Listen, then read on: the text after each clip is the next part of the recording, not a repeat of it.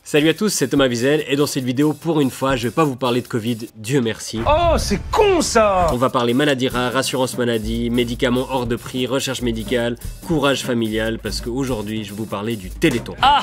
Le Téléthon, c'est les 4 et 5 décembre prochains et normalement, quand vous entendez Téléthon, vous pensez à ça. Une grosse émission de télévision en France avec Nagui et derrière un montant faramineux qui essaie de faire grimper une ribambelle de chanteurs dont l'album, par le plus grand des hasards, vient de sortir et des acteurs qui ont réussi à se libérer une soirée malgré le fait que leur dernier film est à l'affiche là en ce moment. Mais ils sont surtout là pour les enfants et les familles et les bénévoles. Mais n'oubliez pas quand même d'acheter le disque et d'aller voir le film. De m'accompagner, de me soutenir, de m'encourager dans ce que je fais. Pour le Téléthon, si vous avez aussi un... Mais le Téléthon, ça existe aussi en Suisse. On veut des sous et encore des petits sous. Ça passe sur la télé, l'émission coûte à peu près autant qu'une chemise de Nagui et les stars, c'est les stars suisses, genre ce loser.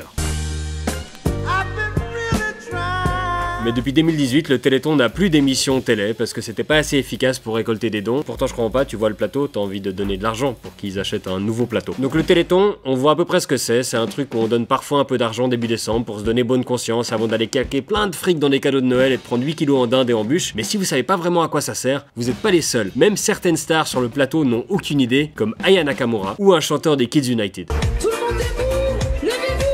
Cette année, Téléthon Suisse m'a donné la mission d'expliquer ce que fait l'association, où va l'argent, pourquoi c'est important de donner, et pour expliquer ça, il a fallu que je l'apprenne moi. Du coup, je suis allé rencontrer Evan, ambassadeur du Téléthon cette année, et sa famille, ainsi que Magali, qui m'ont raconté l'impact qu'a eu et qu'a encore le Téléthon sur leur vie. On est actuellement dans les bureaux de Téléthon Suisse à Yverdon. Ils sont à Yverdon-les-Bains, et si ça vous donne pas envie de donner de l'argent, vous avez pas de cœur.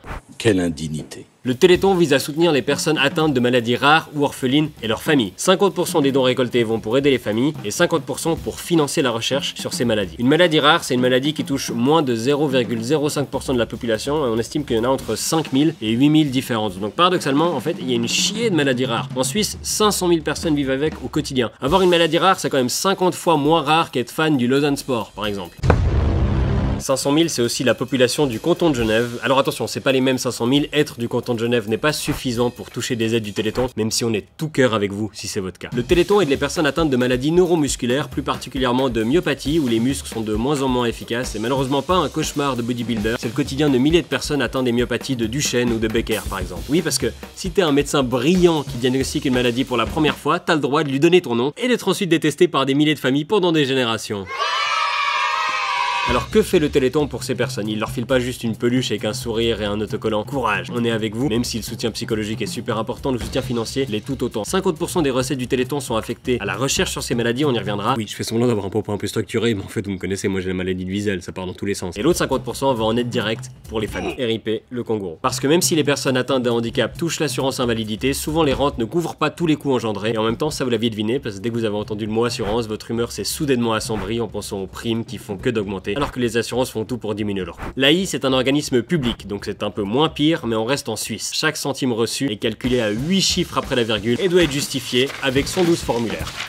Par exemple, ils font des tests d'aptitude physique pour déterminer à quel pourcentage la personne est invalide, comme avec Magali. 48%. 48%. Mais du coup, il faut être invalide à 51% pour avoir une demi-rente. Oui, bah on arrondit vers le bas, hein, elle avait qu'à être invalide de quelques pourcentages de plus. La prochaine fois, elle fera en sorte de mal dormir les 2 nuits d'avant et ça devrait le faire. Et c'est pareil pour les adaptations d'appartements, d'immeubles, de voitures, de fauteuils roulants. L'AI dispose d'une série de critères rigides. D'accord, il faut bien s'organiser, mais parfois, les gens rentrent pas dans les cases parce que chaque handicap est différent. Et en plus, ils ont tendance à être un peu moins souples que des profs de yoga, c'est fainéant. Le Téléthon peut donc parfois compléter le financement d'une salle de bain adaptée, payer pour un monte-escalier, mettre un jetpack sur un fauteuil roulant pour éviter les bouchons. Enfin, non, ça pas encore, mais si vous faites péter les dons, il y a moyen.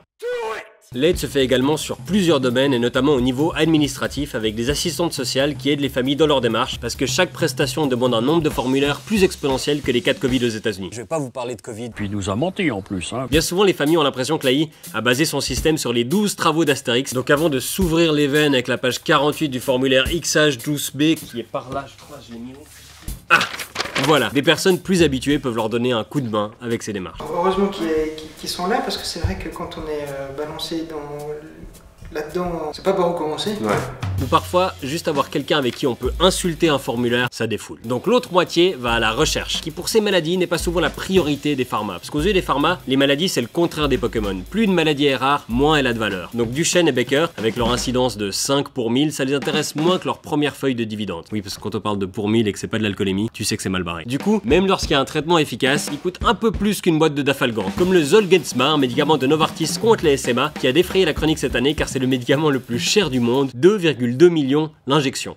Les 2 millions, c'est une ville avec piscine, c'est pas un médicament. Comment est-ce qu'il justifie le prix? Il faut prendre en compte la qualité de vie des patients et les avantages pour les patients à mener une vie saine et productive. Bullshit, dit bullshit. Surprenant, à aucun moment, Novartis ne parle des coûts de recherche. Et il y a une bonne raison pour laquelle ils parlent pas de recherche, c'est parce que c'est pas eux qui l'ont faite, la recherche. Qui a financé la recherche de base? Le Téléthon français, avec les dons. Sauf qu'après les premières phases d'essais concluants, la suite était trop chère pour le labo, ils ont revendu à une start-up qui a continué les essais et qui s'est ensuite fait racheter par Novartis, qui a fixé le prix stratosphérique du médicament. C'est plus de la médecine, c'est de la spéculation financière. Et c'est pas ce gauchiste de Wiesel qui le dit, c'est Bertrand Kieffer, rédacteur en chef de la revue médicale suisse. Novartis en gros n'a rien fait au plan de la recherche, au plan pharmaceutique. Et le problème, si on laisse les pharma fixer les prix maintenant, c'est qu'elles vont se baser sur ces prix exorbitants pour toutes les prochaines thérapies géniques, et soit ça va faire encore exploser les coûts de la santé, soit les assurances vont refuser de rembourser, on se retrouve avec des enfants qui sont pas soignés juste parce que le traitement est trop cher. Et après ils osent faire des spots comme ça. Novartis est fier d'être le numéro 1 dans le monde pour les médicaments destinés aux enfants. Tous les enfants méritent de vivre une belle vie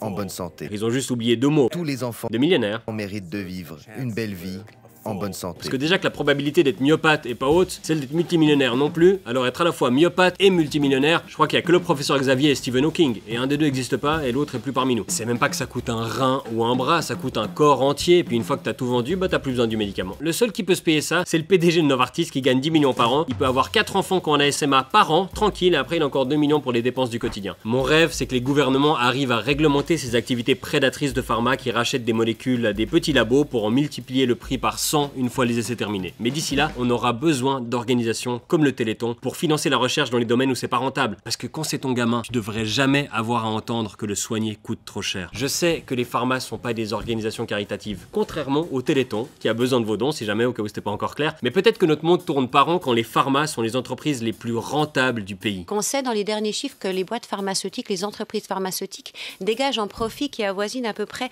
20% de leur activité. Donc la question qu'on pourrait se poser dans un nouveau système de remboursement des médicaments, suisse, mais globalement aussi, peut-être imaginer qu'en s'asseyant tous à une table, on discute un profit un peu moindre pour un peu plus de soins, pour qu'un peu plus de patients puissent être soignés. Je suis pas naïf. Peu. Je sais que la santé c'est un business, mais si c'est le business qui rapporte plus de tous les business, c'est qu'on a échoué en tant que société, non? Et le pire c'est qu'il a raison. Donc le Téléthon, ça sert un peu à tout ça, à donner un coup de boost à la recherche dans le domaine, à empêcher les familles de se noyer face à la paperasse et à la bureaucratie, à mettre en réseau des gens qui ont des combats similaires pour qu'ils puissent se partager leurs forces, mais aussi à donner de la visibilité au handicap de manière positive, même si c'est qu'une fois par an, et même si c'est sur la télé.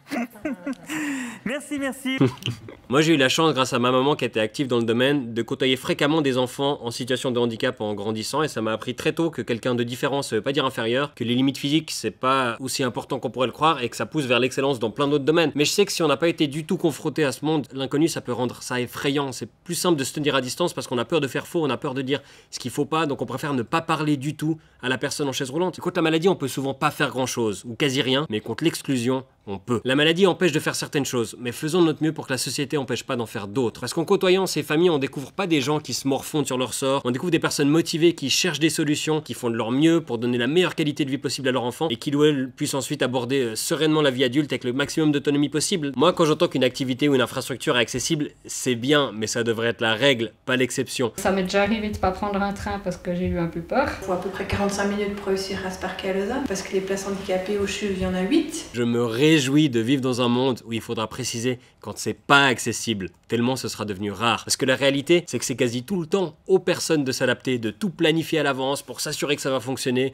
de dépenser une énergie folle pour pouvoir faire les mêmes choses que tout le monde. Je sais que c'est pas la plus drôle de mes conclusions, mais je vous ai tendu ce piège en vous attirant à quelques blagues au début pour ensuite basculer dans le sérieux, parce que je trouve que ce message est vraiment important. On oublie bien trop souvent qu'un fauteuil roulant, il y a quelqu'un dedans, en fait, et que cette personne On a marre d'être défini d'après son handicap, d'être regardé avec pitié ou de répondre aux éternelles questions. Qu'est-ce qui vous est arrivé en fait? Vous avez eu quoi? Il vous arrivait quoi? En général, quand tu vas à la Migros, c'est pas pour raconter dans la queue de la caisse l'événement le plus traumatique de ton existence. C'est parce que t'as envie de leur délicieux thé froid bourré de sucre. Donc cette année, si vous entendez parler du Téléthon, vous saurez de quoi on parle. Et j'espère même que vous allez en parler autour de vous, organiser un événement sportif, un rassemblement dans votre quartier. Enfin, je sais pas ce qu'on aura le droit de faire d'ici décembre. Peut-être rien, peut-être quelque chose en ligne. En tout cas, respecter les mesures locales. Et ce qui est sûr, c'est que donner, on aura le droit. Par exemple, moi, j'ai décidé de me départir de dizaines de mes t-shirts et de les vendre aux enchères pour l'association. Vous pourrez les acquérir sur internet, avec ou sans dédicace de ma part, selon que vous décidez que ça ajoute ou diminue la valeur.